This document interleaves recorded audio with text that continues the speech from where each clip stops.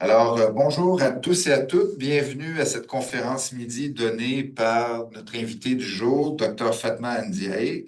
Le titre de la présentation est le suivant: Pertes et préjudices liés à l'exploitation des ressources marines dans le contexte du développement durable. Une thématique qui serait inscrite très bien à l'intérieur de l'objet d'étude de notre observatoire.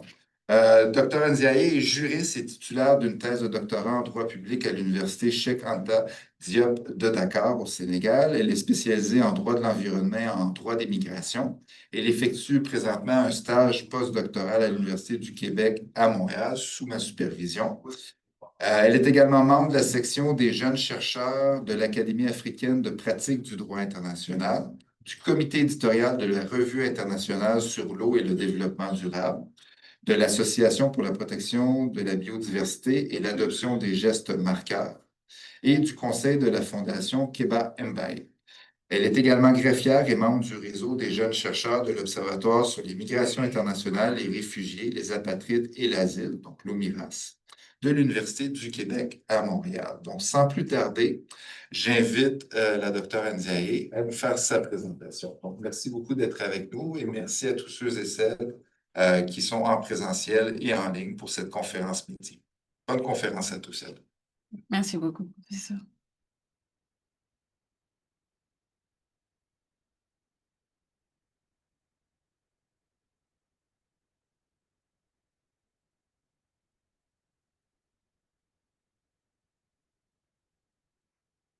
Ok. Et bon, bonjour à tous, merci beaucoup, professeur.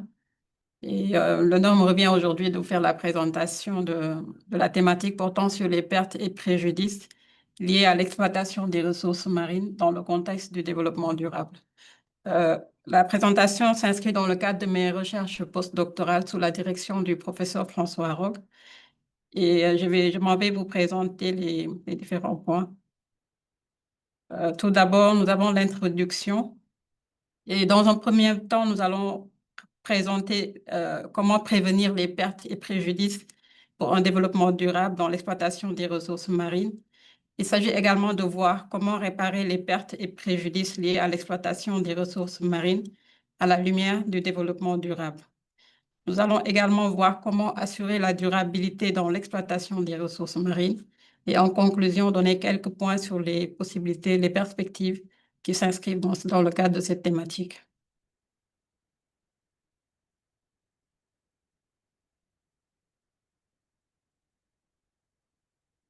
Tout d'abord, il convient de retenir que la protection de l'environnement et de la vie sauvage a été repensée et organisée grâce à la Convention sur la diversité biologique qui a été adoptée en 1992 et qui peut être considérée comme coiffant désormais tous les instruments internationaux dans ce domaine, à savoir la biodiversité, car elle vise la protection de toutes les espèces vivantes.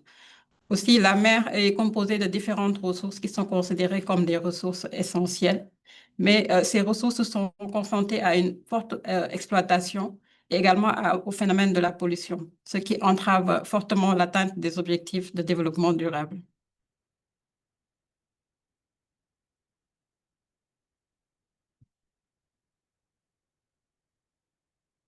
Sur ce slide, nous allons voir quelles sont les principales ressources qui sont contenues dans l'environnement marin. Il s'agit d'une part de la pêche et de l'aquaculture qui est reliée au secteur de la pêche à travers les ressources alimentaires essentielles. Ces ressources sont menacées par la surpêche et les changements climatiques. L'environnement marin regorge également d'importantes ressources que sont les hydrocarbures. Nous avons également les retombées qui peuvent être issues de l'exploitation de l'environnement marin, à savoir les énergies renouvelables, y compris également les ressources minéraux et le sable qui sont partie intégrante de l'environnement marin et qui peuvent être utilisés à des fins économiques par les populations. Toutes ces ressources qui sont comprises dans l'environnement marin sont confrontées à certains préjudices, si on peut dire comme ça. Et ces préjudices sont relatifs, par exemple, au changement climatique, à une forte exploitation, au phénomène de la pollution également. Nous allons nous appesantir sur la notion de perte et préjudice. Ces pertes et préjudices peuvent renvoyer aux effets inévitables des changements climatiques en termes économiques et non économiques qui se produisent malgré les efforts d'atténuation et d'adaptation ou en leur absence. Pour ce qui est du développement durable, il s'appuie sur une vision à long terme qui prend en compte le caractère indissociable des dimensions à la fois environnementales, sociales et économiques des activités de développement.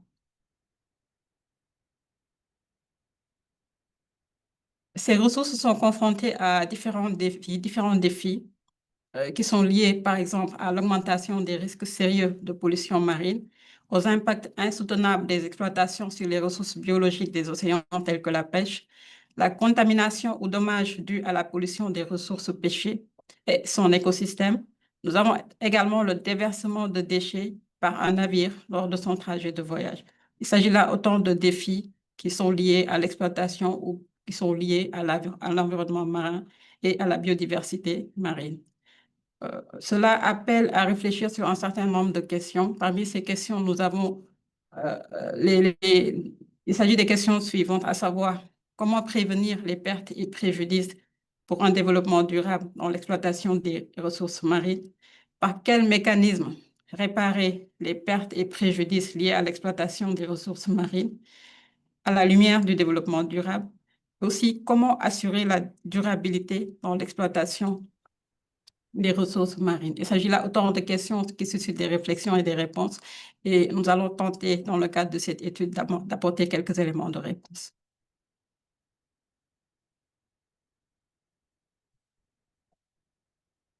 Pour ce premier point, prévenir les pertes et préjudices. La prévention des pertes et préjudices s'effectue à travers l'élaboration d'un certain nombre d'instruments juridiques au niveau international. Ces instruments visent pour la plupart la protection de l'environnement. Et lorsqu'on parle de protection de l'environnement marin est également intégré dans ces instruments juridiques internationaux de protection de l'environnement. À ce propos, nous avons la déclaration de Johannesburg de 2002 qui a été adoptée à l'issue du sommet de la Terre en 2002. Nous avons également la Convention de Montego Bay, plus communément appelée la Convention des Nations Unies sur le droit de la mer, qui a été adoptée en 1982, qui, à travers son article 192, précise que les États ont l'obligation de protéger et de préserver le milieu marin. Nous avons également la Déclaration de Rio de 92, à travers son principe 4, qui invite les États à protéger l'environnement tout en essayant de concilier développement économique et protection de l'environnement.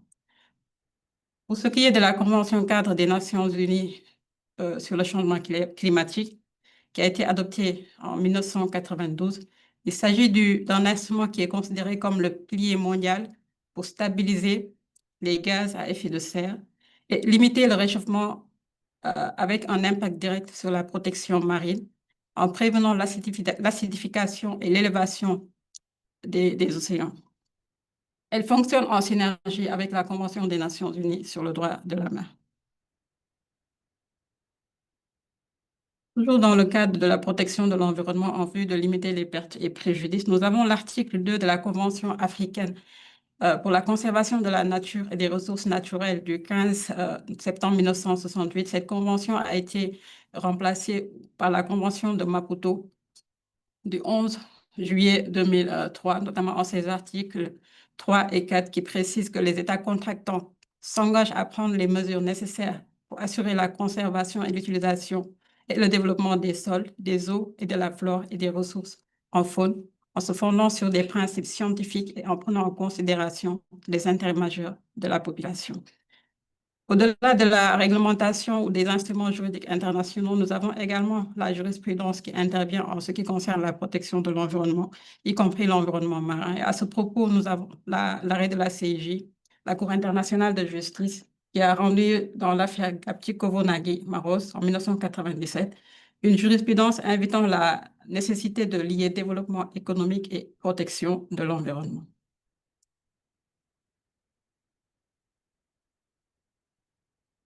Nous allons voir à ce niveau les différents types de pollution marine. Il y a d'une part la pollution océanique qui peut provenir des bâtiments de mer et engins flottants ou fixes, Il y a également la pollution théorique qui est la pollution provenant de terre par cours d'eau, ravinement ou écoulement. Nous avons également la pollution atmosphérique, retombée en mer de pollution en suspension dans l'air. Toujours dans le cadre des types de pollution, il y a les pollutions bactériologiques provenant d'émissaires des établissements humains et animaliers. Il y a également la pollution chimique, qui est la pollution issue du déversement de produits naturels ou de synthèse nocifs. La pollution radioactive qui renvoie aux fuites de substances ionisantes dans le milieu marin. Pour ce qui est des pollutions thermiques, elles sont considérées, elles émanent plutôt des centrales électriques utilisant l'eau de mer comme réfrigérant. Il y a également les pollutions mécaniques issues des déversements de débris en mer.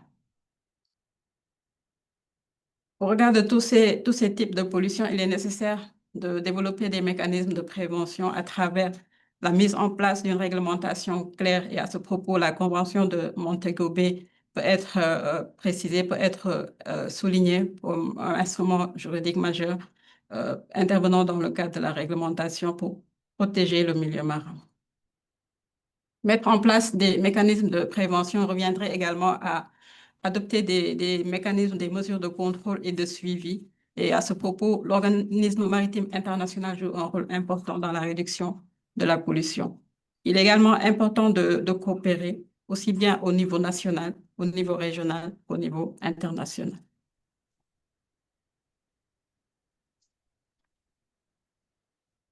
Euh, Malgré une construction juridique de plus en plus élaborée permettant de limiter, voire de supprimer les pollutions à leur source, les réponses juridiques existantes n'apportaient pas de solution aux pollutions accidentelles. Il faut retenir que malgré les efforts consentis de part et d'autre par les différents acteurs au niveau international et aussi au niveau régional ou national, des pollutions accidentelles ne cesse de survenir malgré la mise en place de tous ces instruments juridiques.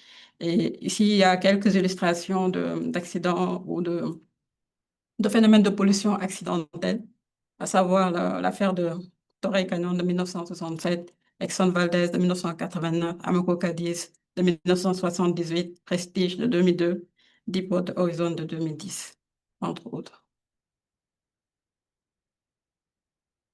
Toujours dans le cadre des cas de pollution, plus récemment au Gabon, il s'est produit un incident maritime ayant occasionné plutôt une pollution marine et des investigations, des enquêtes sont en train d'être menées pour voir les causes et éventuellement identifier les responsables de la cause de cet accident ayant entraîné une pollution de l'environnement marin au Gabon.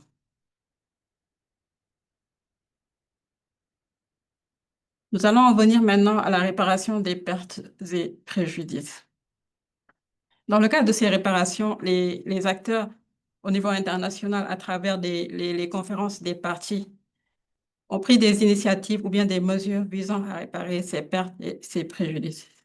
À ce propos, nous avons l'accord de Paris qui a été adopté lors de la COP 21 à Paris en France en 2015, qui, à travers son article 8, reconnaît formellement les pertes et préjudices liés aux effets néfastes du changement climatique comme un troisième pilier de l'action climatique après l'atténuation et l'adaptation. De même, lors de la COP 27, un fonds historique pour les pertes et préjudices a été approuvé. Pour ce qui est de la COP 29, les États se sont engagés à financer ou bien à aider les pays à protéger leur population et leurs économies contre les catastrophes climatiques en doublant ou en triplant plutôt leur engagement financier qui passe de 100 milliards de dollars à 300 milliards de dollars d'ici à 2035. Nous allons nous appesantir un peu ici sur le Fonds pour les pertes et préjudices qui a été établi lors de la COP 27 en 2022 et opérationnalisé à la COP 28 en 2023. Ce fonds devrait contribuer à plus de justice climatique en ce qu'il organise la solidarité internationale qui pourrait renforcer la confiance et qu'il œuvre à créer un club de coopération plus large. Et pour ce qui est de ce fonds sur les pertes et préjudices, on peut souligner quelques exemples avec l'engagement des Émirats arabes unis qui avait accueilli la COP28, qui s'est engagée sur un montant de 100 millions de dollars pour le fonds. La Chine s'est positionnée en promettant de soutenir un mécanisme d'indemnisation des pays les plus pauvres pour les pertes et les dommages. Pour ce qui est des États-Unis, même si à un moment donné, avec l'administration Biden, ils avaient souscrit à des engagements, mais avec la nouvelle administration Trump, les engagements ne sont plus renouvelés, donc ce qui a un impact sur le financement concernant le fonds pour les pertes et préjudices. Toujours pour réparer ces pertes et préjudices, il est important d'engager la responsabilité. Cet engagement de la responsabilité peut se faire à différents niveaux, notamment en engageant la responsabilité civile, en engageant la responsabilité pénale et aussi en prévoyant une réparation intégrale de ces préjudices-là.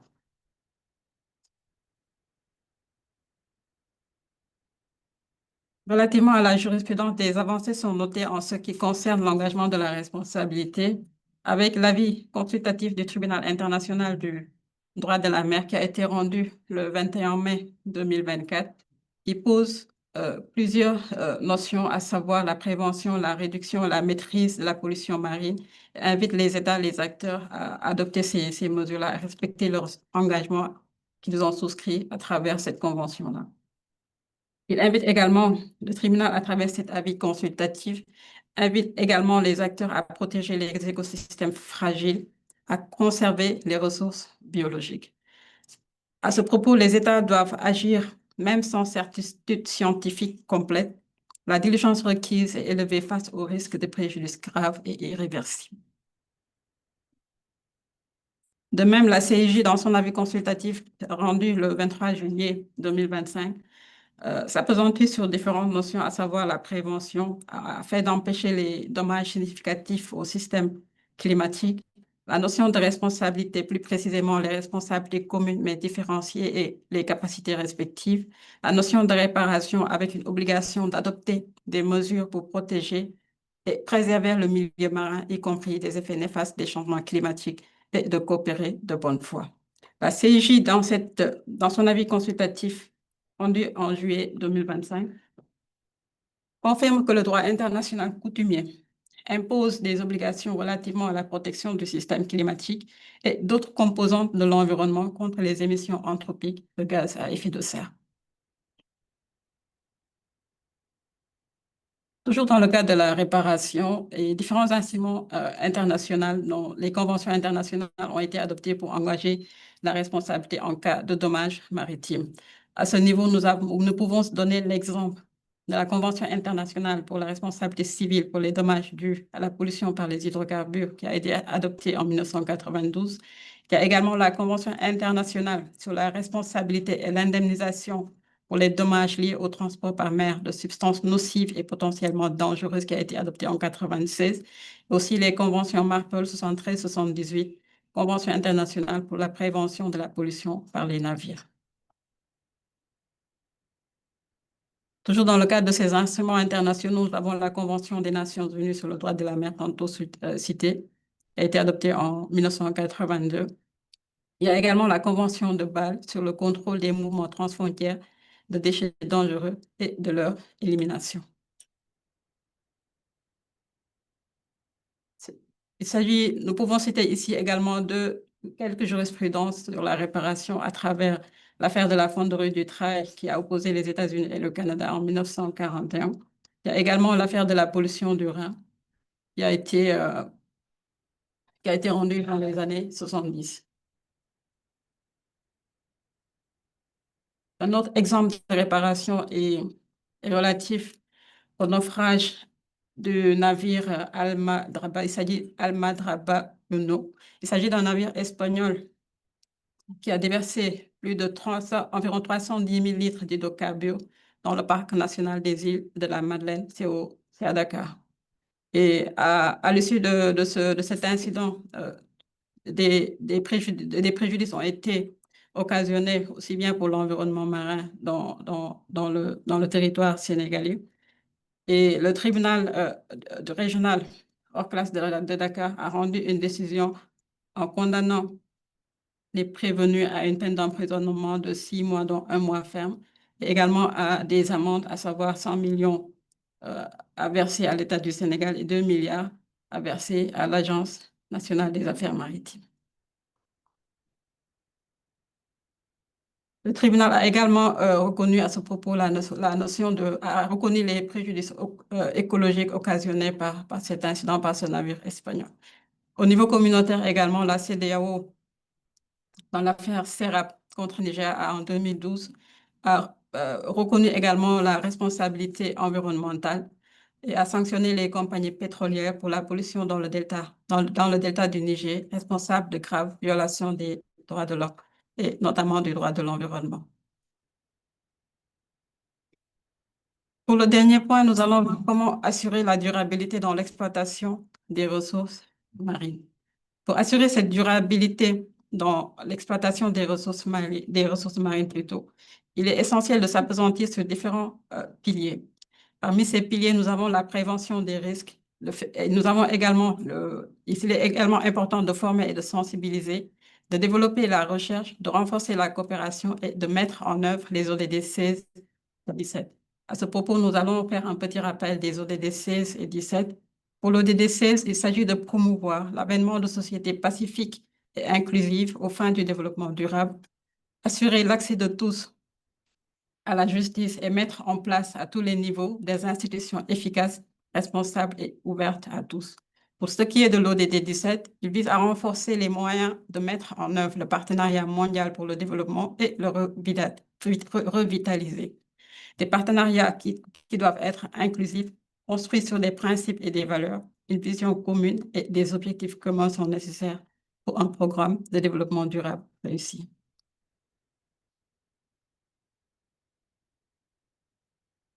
L'ODD 16 est considéré comme un catalyseur pour la biodiversité marine, en ce sens qu'il permet de lutter contre la criminalité, d'assurer une meilleure gouvernance des océans, de soutenir l'ODD 14 et d'assurer une meilleure transparence en luttant contre la corruption. Pour ce qui est de l'ODD 17, il permet de promouvoir des partenariats pour la réalisation des objectifs, notamment en impliquant les différents acteurs, une implication des différents acteurs à tous les niveaux, que ce soit les acteurs publics, les acteurs privés, de promouvoir également le financement et le développement de la technologie, le renforcement des capacités. L'ODD 17, au même titre que l'ODD 16, permet de développer une meilleure gouvernance des océans.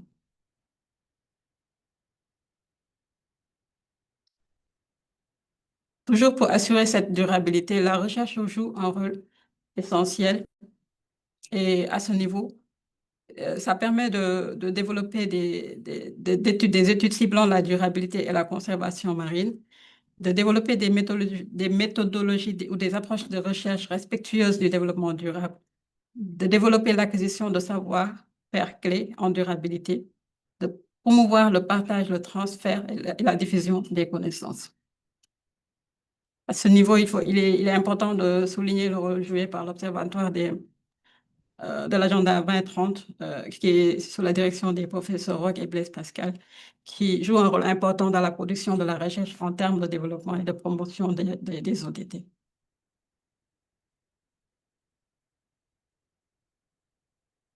Au niveau international, il faut retenir que des cadres ambitieux, des cadres mondiaux ambitieux ont été mis en place, toujours pour assurer la durabilité. Nous avons les objectifs d'Aichi qui ont été adoptés en 2010 à Nagoya dans le cadre des conférences sur la biodiversité. Il y a également la conférence sur la biodiversité de Kunming, ici à Montréal, qui a été adoptée en 2022. La COP 16 sur la biodiversité également, qui a été organisée en 2024. Et d'autres visions qui sont des perspectives qui s'ouvrent aussi à travers l'adoption et l'atteinte des ODD en vue d'ici 2030.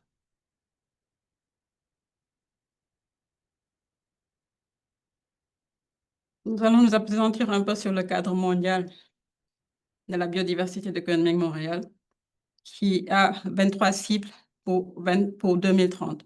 Parmi ces cibles, nous pouvons retenir la conservation, la gestion durable, la restauration, le partage équitable, à savoir assurer le partage juste des avantages des ressources génétiques. Ce mondial de la biodiversité a une mission, à savoir euh, agir sur, développer des actions prioritaires et atteindre ces actions d'ici à 2030.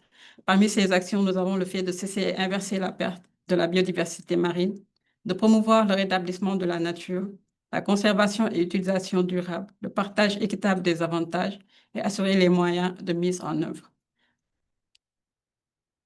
En plus de cette mission qui vise à atteindre ces objectifs-là, qui vise à prioriser ou bien à atteindre ces actions, à prioriser ces actions. Une vision aussi simple, à travers ce cadre de la biodiversité, une vision a été mise en place. Cette vision s'étale sur une période de plusieurs années, à savoir atteindre le développement durable d'ici à 2050. Donc, au-delà de 2030, les actions doivent être concrétisées. Et pour concrétiser ces actions, il s'agit développer les actions, développer les efforts pour une vision 2050. L'objectif, c'est de vivre en harmonie avec la nature, de transformer le rapport de nos sociétés avec la biodiversité et de réaliser la vision d'une vie en harmonie avec la nature d'ici à 2050. Et pour réaliser cette vision, il s'agit de prendre en compte les 23 cibles qui sont contenues dans dans l'accord de Kunming, avec les 4 objectifs à atteindre pour 2050.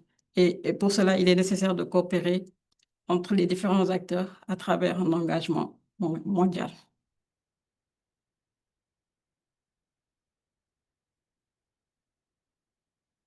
La coopération est donc considérée comme un pilier essentiel et la Convention des Nations Unies sur le droit de la mer rappelle la nécessité de coopérer à travers son article 235 alinéa 3. De même, la Cour internationale de justice, à travers son avis consultatif, rappelle l'importance pour les acteurs de coopérer. Et cette coopération se matérialise davantage avec les différentes COP, les COP sur la biodiversité, sur la diversité biologique plutôt. Et la prochaine en date sera organisée à Évran en octobre 2026.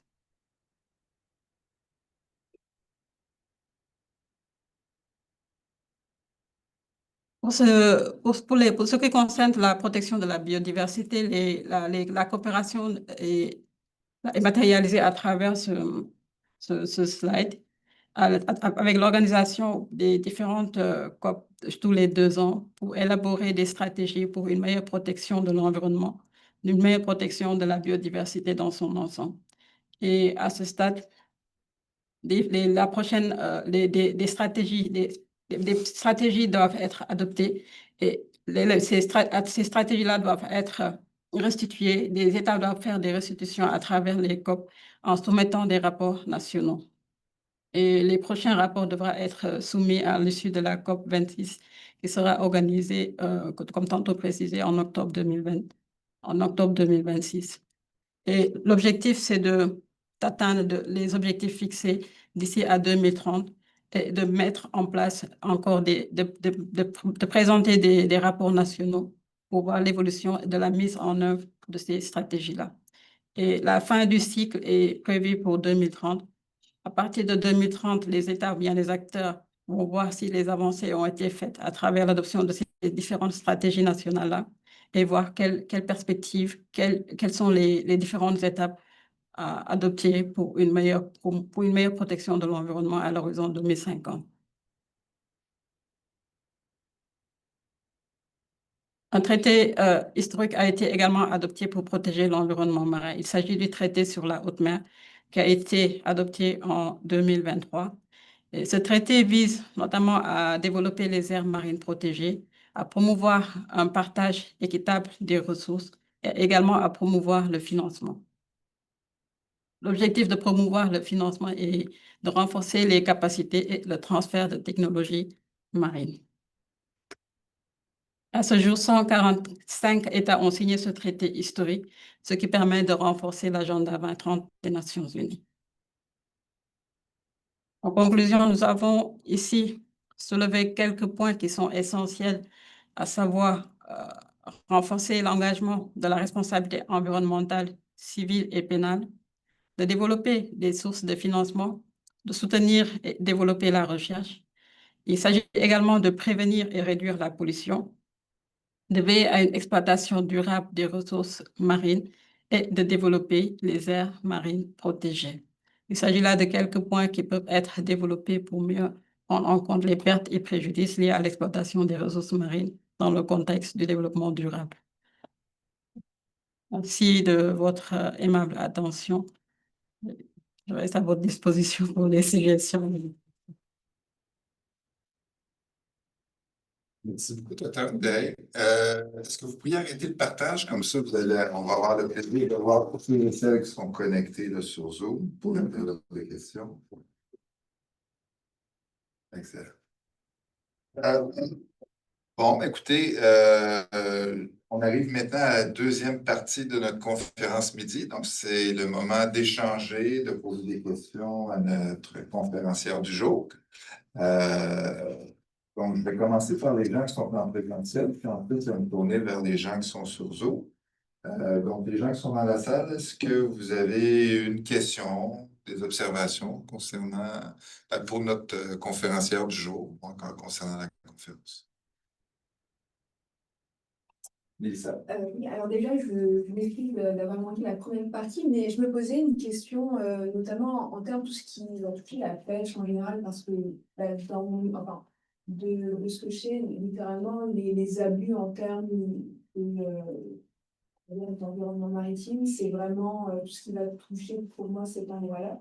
Et je me posais la question, généralement, c'est des entreprises, c'est des agents privés, en fait, littéralement. Et puis, je ne sais pas si peut-être ça a été, été introduit dans la première partie de votre exposé, mais qu'est-ce qui se passe, par exemple, quand il y a des abus en termes de surpêche, en termes de surexploitation de l'environnement et que les États qui sont peut-être, je veux dire, à proximité ou en fait ces zones de pêche qui appartiennent à certains États, s'ils n'ont peut-être pas je sais pas, les moyens ou de se faire de procéder à une certaine justice, qu'est-ce qui se passe? Est-ce qu'il y a littéralement des mécanismes qui permettent en fait de confronter ces entreprises-là ou voilà.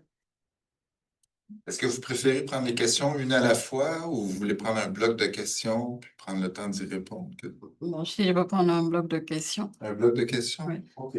Ben, écoutez, dans le prolongement de la question de Mélissa, moi, je vous amènerais sur le terrain des pavillons de complaisance, parce que je sais que c'est quand même un enjeu assez important pour assurer l'effectivité des normes. Et vous avez quand même invoqué beaucoup d'instruments de hard law, quelques instruments de soft law également, mais dans bien des cas, c'est l'État. Tu sais, si on s'intéresse là, à la juridiction sur un navire ou sur une plateforme pétrolière ou sur un engin en mer, ben, c'est la loi du pavillon qui s'applique. Donc, c'est l'État qui matricule l'engin en question ou le navire qui exerce sa juridiction. Donc, quand vient le temps d'assurer l'effectivité de toutes ces normes-là et de tous les engagements qui ont été pris là, sur le plan politique ou juridique, ben, la pratique des pavillons de complaisance devient parfois problématique. Donc, je ne sais pas si c'est un aspect que vous avez couvert dans le cadre de vos recherches, mais comme il y a plus de 50% des navires immatriculés qui battent pavillon de complaisance, ben moi, j'y vois un enjeu quand même au niveau de l'effectivité. Donc, d'un côté, on peut saluer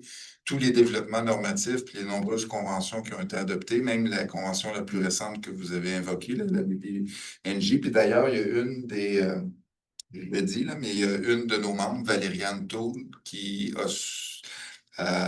soutenu sa thèse il y a quelque temps et qui a notamment travaillé sur cette convention-là aussi dans le cadre de sa thèse de doctorat. Donc, je pense que vous avez très, très bien couvert là, les évolutions normatives, mais sur le plan de l'effectivité. Tu sais, je vous pose la question concernant les pavillons de complaisance, puis la façon dont ça peut jouer là, sur l'application, sur les effets des normes, là. Dans la salle, est-ce qu'il y a d'autres questions pour notre conférencière du jour? Pas pour l'instant. Oui, je suis un professeur. OK, donc je me tourne en ligne maintenant. Donc, Dr. Moulay, vous avez une question pour notre conférencière? Oui, et toujours dans la continuité de votre idée aussi, parce que effectivement, donc il y a un socle juridique qui a été cité et qui est très important, soit au niveau national, soit au niveau international. Mais le problème qui reste, c'est toujours la question de l'effectivité. Euh, Et de plus en plus aujourd'hui, on voit que effectivement il y a il n'y a pas d'effectivité de ces lois, surtout pour protéger les États ou plutôt l'effectivité du droit de l'environnement. Vu deux choses. Premièrement, c'est la situation de déséquilibre de pouvoir entre les États, surtout la relation nord-sud. Donc les pays qui sont, par exemple, s'il y a une application d'un navire ou d'un État qui est fort par rapport à un autre pays qui est faible, et puis, ça, c'est la première des choses. Deuxième chose, il y a aussi la force du secteur privé qui aujourd'hui domine surtout les grands contrats au niveau international. Donc, il y a aussi des pratiques, comme vous l'avez mentionné, de complaisance et d'autres pratiques qui limitent l'effectivité du droit. Est-ce qu'il y a une remise en cause? Donc, la question est en relation, bien sûr, est-ce qu'il y a une remise en cause déjà de ces règles juridiques qui existent? Ou est-ce qu'il y a d'autres moyens pour forcer pour forcer les parties prenantes à exécuter et respecter les lois? Ou d'autres mécanismes qui pourraient être, bien sûr, impliqués et pourraient être mis en place? Très bien, merci. Ben, à moins qu'il y ait une autre intervention, je pense que ça vous fait un premier bloc de questions. Donc, je Effectivement. vous redonne la parole. Merci beaucoup, professeur. Merci à Mélissa pour son intervention. Pour ce qui est de la pêche, je l'ai abordé juste un peu dans la première partie. Et pour ce qui est des abus, il faut considérer qu'il y a effectivement des abus, surtout en ce qui concerne les activités de pêche illicites, non déclarées et non réglementées. Et un contrôle est effectué, certes, à travers les radars, des coopérations au niveau sous-régional, des coopérations au niveau international avec l'intervention d'Interpol. Et pour autant, malgré l'intervention de ces différents acteurs et la mise en place de ces différentes stratégies, de ces mécanismes de contrôle, les acteurs qui s'adonnent à la pêche trouvent toujours des moyens de contourner ces mécanismes-là. Donc, il faut encore renforcer des mécanismes, renforcer les décisions, plus précisément les décisions de sanctions en cas de non-respect des dispositions aussi bien internationales, nationales que régionales de gestion du secteur des ressources halieutiques. Et à ce propos également, le tribunal international de droit de la mer est très souvent saisi pour les cas de pêche illicite, non déclarée et non réglementée. À ce propos, je peux vous renvoyer à l'avis consultatif qui a été rendu en 2015 et qui a été rendu à la suite de la saisine de la Commission sous-régionale des pêches qui intervient dans le cadre de la réglementation de la pêche illicite, non déclarée et non réglementée. Euh, Nous avons en ligne une question du professeur Machini, donc je la rajouterai là, aux autres questions qui vous ont été posées. Donc, comment s'assurer que les mécanismes de compensation pour les pertes et préjudices parviennent directement aux communautés côtières artisanales plutôt que d'être dilués dans des budgets d'État ou des projets d'infrastructure déconnectés de la réalité locale? S'assurer de l'accès à du financement, c'est ça. Oui, puis ben, si je comprends bien, c'est que les compensations, dans le fond, soient directement, ben, ou parviennent directement aux communautés côtières plutôt que finalement d'être diluées dans le budget d'État ou encore dans des gros projets d'infrastructure qui, selon le professeur Machini, ont tendance à être déconnectés là, de la réalité locale. OK. Merci. Maintenant, pour en venir à votre question sur les pavillons de complaisance, ça rejoint un peu la question de Mélissa. Il y a toujours des mécanismes pour contourner les dispositions, aussi bien au niveau national, au niveau communautaire, au niveau régional. Et les armateurs aussi, à savoir les nationaux, ils contribuent au développement de ces pavillons de complaisance dans la mesure où ils trouvent leur compte dans le fait de collaborer avec des non-nationaux pour développer, pour mettre en place, immatriculer des navires au nom de ces acteurs-là et non des nationaux. Donc, c'est des mécanismes qui sont développés. Même si la réglementation est là, il y a toujours des moyens de contourner.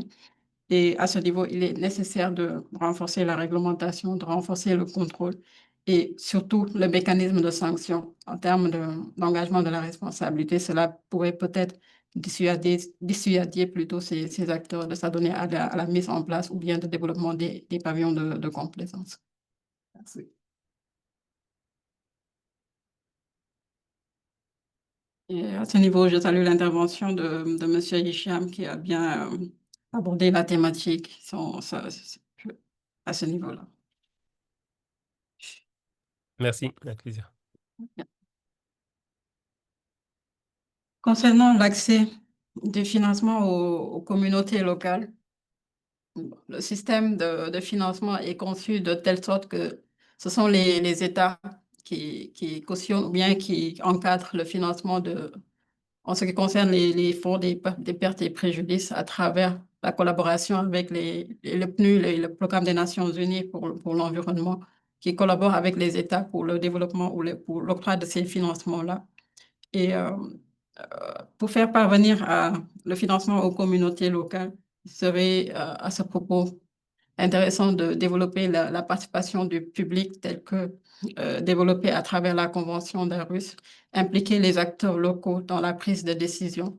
Cela pourrait permettre de mieux assainir l'octroi de ces financements-là aux communautés locales. Et à ce niveau, certaines organisations de protection de l'environnement au niveau local pourraient intervenir et servir d'intermédiaires entre ces acteurs locaux et les acteurs gouvernementaux. D'autres questions dans la salle, madame? Oui. Oui, félicitations maintenant pour ta belle présentation. Je vais arriver en retard, je suis vraiment désolée. Ma question, c'est vraiment, dans la jurisprudence à date, est-ce que c'est des États qui poursuivent des États ou c'est des États qui poursuivent des compagnies maritimes?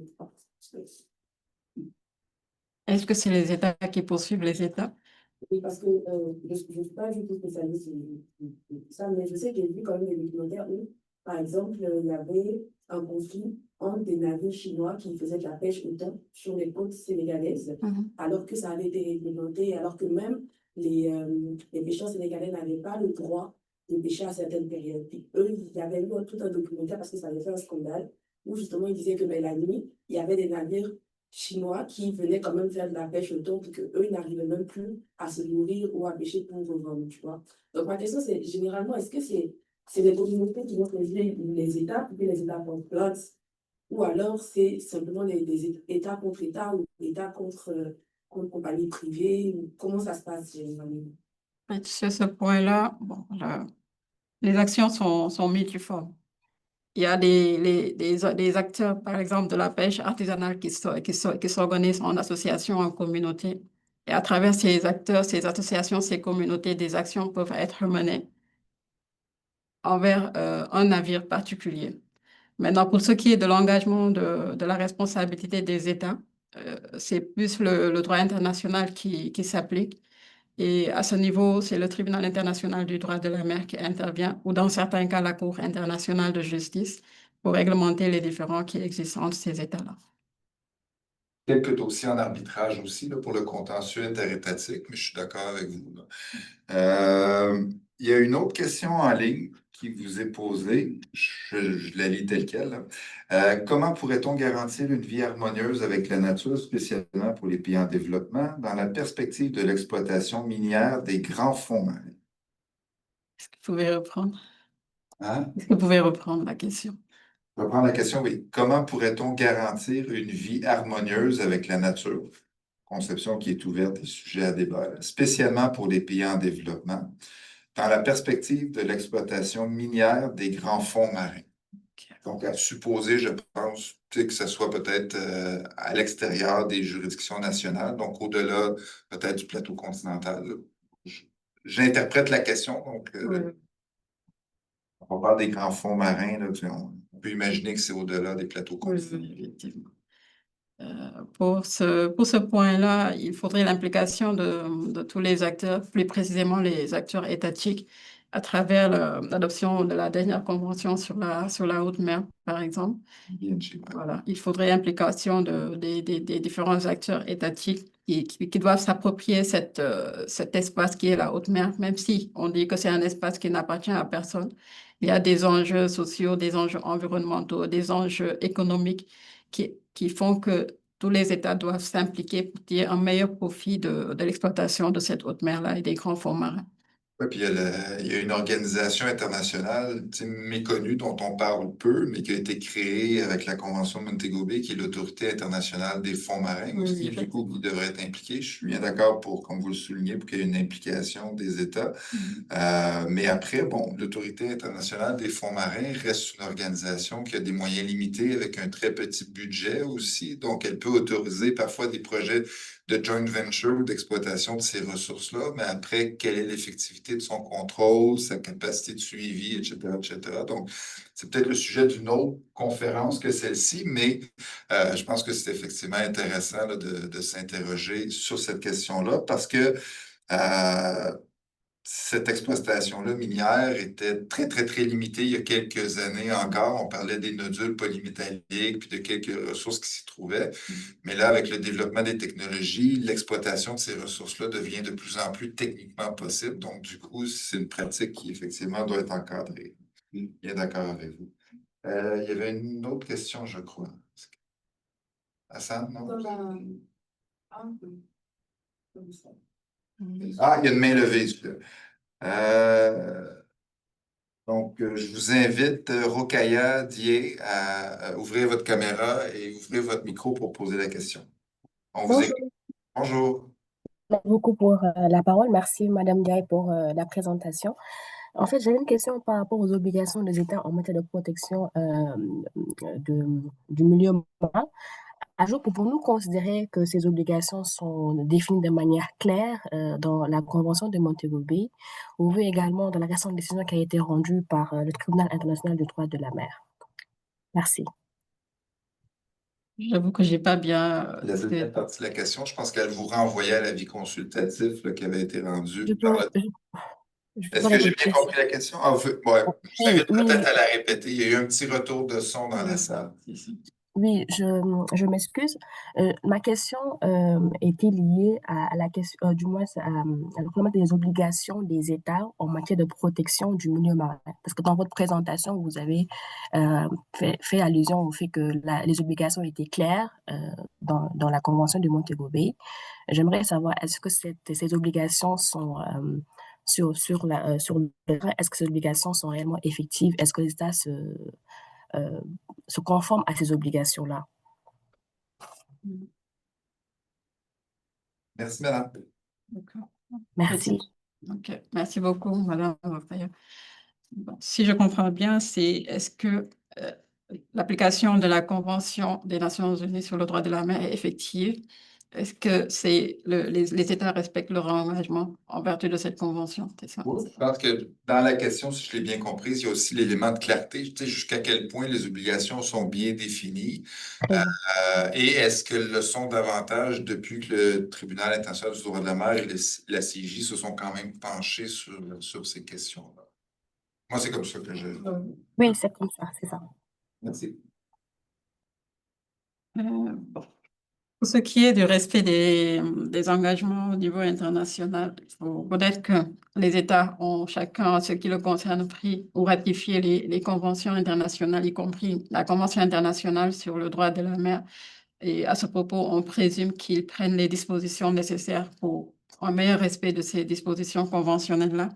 Maintenant, dans la pratique, il y a toujours des dérogations, bien des exceptions, des cas où les, les les pavillons, les navires ne respectent pas les engagements et ces navires battent pavillon dans certains États. Donc, on considère qu'à travers ce navire-là, c'est l'État qui ne respecte pas l'engagement de manière indirecte. Et le Tribunal international du droit de la mer ainsi que la Cour internationale de justice, à travers les récentes jurisprudences, invite les États à s'approprier davantage le respect de ces conventions-là pour assurer un meilleur respect, pour assurer une meilleure mise en œuvre de ces instruments juridiques au niveau international.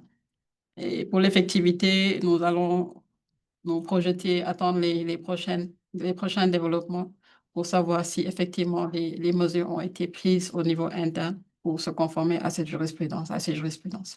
Oui, je pense que c'est sage, effectivement, d'attendre un peu, notamment compte tenu de certains instruments plus récent. Si on pense à la BBJN, BBNJ, pardon, ça reste une convention qui vient tout juste d'entrer en vigueur il y a quelques mois seulement. Donc, pour ce qui est de l'effectivité, il faudra attendre pour voir si effectivement cette convention-là est bien appliquée, respectée, si elle produit les effets qui sont attendus. Très bien, donc je me retourne vers les gens dans la salle pour voir s'il y a une dernière question pour notre conférencière du jour. C'est bon. En ligne, est-ce qu'il y aurait une dernière question?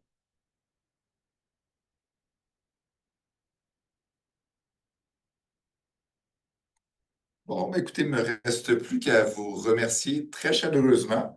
C'est la deuxième fois que vous intervenez dans notre cycle de conférences midi, donc un grand merci. Je me permets peut-être, comme il y a plus de personnes connectées qu'au tout début là, de notre rencontre, je me permets de vous inviter à aller sur le site de l'Observatoire. Donc, dans la section sur le colloque, il y a des ajouts qui ont été faits. Notamment, il y a un lien qui vous permet d'aller sur un formulaire Eventbrite et de vous inscrire officiellement, soit comme panéliste ou participant à notre colloque de juin 2026. Donc, je rappelle les dates, 17 au 20 juin. 4 journées de colloque sur l'agenda 2030 des Nations Unies. Donc, pour tous ceux et celles qui sont intéressés par l'événement, ben, vous pouvez maintenant d'ores et déjà vous inscrire. Il y a une centaine de places pour les gens qui souhaitent y participer en présentiel, mais pour ce qui est des places en ligne, là, il n'y a pas vraiment de limite. Donc, je vous invite à consulter le site de notre observatoire pour ceux et celles que ça intéresse. Sinon, ben, un grand merci pour votre présence. Je vous souhaite une belle fin de journée. Et pour ceux et celles qui sont en présentiel, ben, il y a un verre de l'amitié qui va être servi. Et pour ceux qui sont en ligne, ben, je vous dis à une prochaine fois. Vous remarquerez qu'il y a une conférence qui s'en vient dans une semaine. Donc, je vous invite à y être également. Donc, bonne fin de journée tout le monde. Un grand merci pour votre présence et à bientôt. Au revoir. Est-ce qu'on peut-